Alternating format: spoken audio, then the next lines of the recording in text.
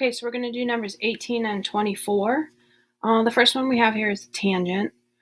So what I'm going to do first is, since it's already set equal to just the trig function, I'm just going to get rid of the square. So I'm going to take the square root of both sides, and of course when you take the square root of both sides, you have to do plus or minus the square root of the other side, right?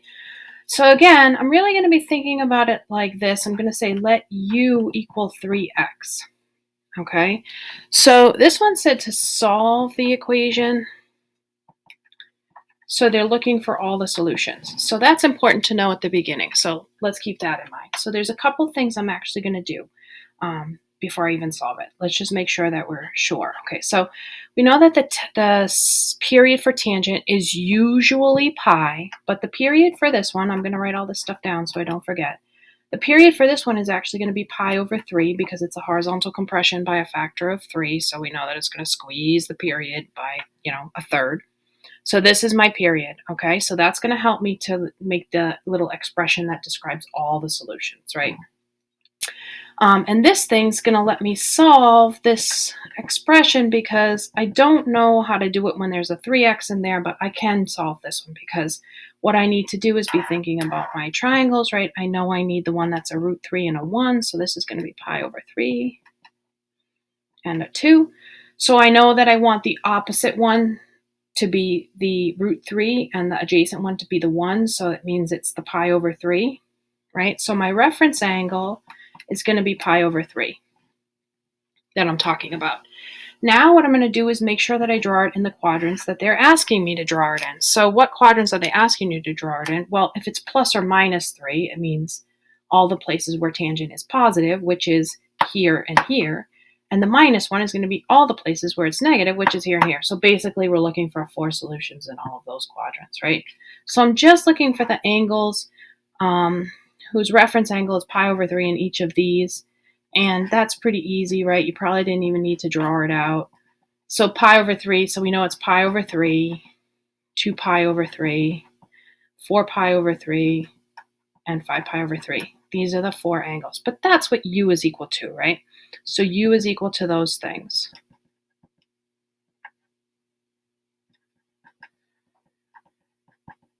And 5 pi over 3. Okay? Now, how are we going to find out what x is equal to? Well, of course, that we know that 3x is also equal to these things, right? Because if this is what u is equal to, then we could say this also.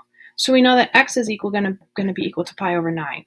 And I can do that same process with all of these, but hopefully you know what's going to happen is I'm going to get 2 pi over 9, 4 pi over 9, and 5 pi over 9. I could set 3x equal to each of these, and these are what I'm going to get, okay? So that's our solutions, just a few of them. If we're trying to write the equation for all of them, then we need to take into consideration the period, because we know that everyone that's coterminal, or, like the period is where it starts to repeat itself. So I know it's actually going to be the pi over 9 plus everyone that's one period away from there. Pi over 9 plus my pi over 3. And I don't just do that once, right? That would be like spinning around the circle once, or if you're thinking about your picture of tangent, it would be like finding the first one, but then you got to find the next curve and the next curve and the next curve, right? So how do we say that? We say k to represent the integer, right? And we should write,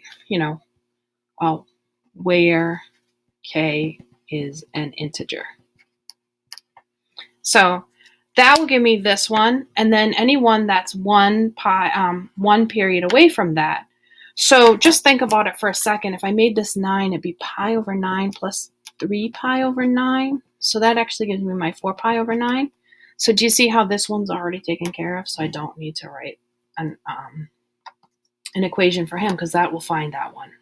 So I don't need an equation for that one. But it doesn't find this one, which means I need to find an equation for that one. So I did this one, and this one are taken care of already. So this other one's going to be 2 pi over 9 plus pi over 3k. And then, of course, 2 pi over 9 plus 3 pi over 9. You can see that that gives you this one. So that's going to take care of those ones plus all the ones that come, after those ones. So it'd be, this one and this one and then this one, this one, and this one and this one, and then the next one 2 over, next one 2 over, and the same thing will happen. Okay? So that's how you do these ones like that. And then the next one that the question came up about was this guy. And this one you're just going to use your zero party property. So just like if I had, x times 3x plus 1, or I guess it'd be 2x plus 1, if you'd like to make it look like that one, right? You'd set this equal to 0 and this equal to 0, and you'd solve them separately. That's what we're going to do here. So we have cosine 2x is equal to 0, and 2 cosine x plus 1 is equal to 0. And this one's actually a little bit easier because that's a simple one, right? So it's cosine x is equal to negative 1/2. Okay, so again, I'm going to look at my triangles. Actually, I already have it up here, so I'm not going to redraw it. So which triangle am I talking about? Obviously, this one. I want my adjacent to be 1, so the adjacent is 1. So this one is also a reference of pi over 3. The trouble is that it's a negative, so it's not the one here. It's the one here and here. So if I do pi over 3 here and pi over 3 here, well, we know that this one's going to be, so x is equal to 2 pi over 3, and then this one, 4 pi over 3.